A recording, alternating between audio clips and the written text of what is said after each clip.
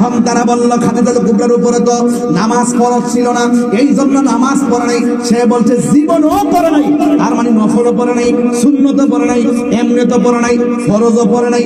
আমি তার কথা মেনে নিলাম যে নামাজ ফরজ হয় নাই, তাই ফরজ পড়ে নাই। কিন্তু আমি মুসনাদে আহমদ থেকে একটা হাদিস বলবো, একটা হাদিস আপনাদের সামনে শুনে দিতে চাই। হাদিস শরীফের মধ্যে এসেছে এইভাবে, আউয়াল মান সাল্লামা আন নবী সাল্লাল্লাহু তাআলা আলাইহি ওয়াসাল্লাম খাদিজাতুল কুবরা রাদিয়াল্লাহু তাআলা আনহা ওয়া আলী ইবনে আবি তালিব রাদিয়াল্লাহু তাআলা আনহু ওয়া জাফর রাদিয়াল্লাহু তাআলা আনহু।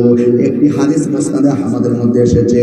ও মিথ্যাবাদী রাশমিকা মান্দানার প্রেমিক, তোমার মাথা তো ওটু হয়ে গেছে। তুমি বলতেছো বিগত দিনের 16 বছর তোমার জেলে নিয়ে বাইরাইয়া মাথা মতো আউলাইলেছে।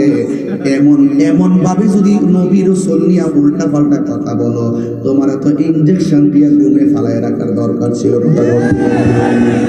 তুমি এরকম উল্টা পাল্টা কথা বলো, তুমি কিন্তু গেছো কথা ঠিক কিনা? এমন উল্টা পাল্টা নবীর বিরুদ্ধে বলবা, ওলির বিরুদ্ধে বলবা, ভাই চলে কি তা? আবার যদি আবার আমার মারছে বিছে লাগে কাবুল তাবুল আয়ে পরে মনটা, তো তুমি ঘরে হুইতা না থাকবা। তোমার মতো ওয়াজ করা বরজ না, তোমার মতো ওয়াজ করা ঠিক না। কথা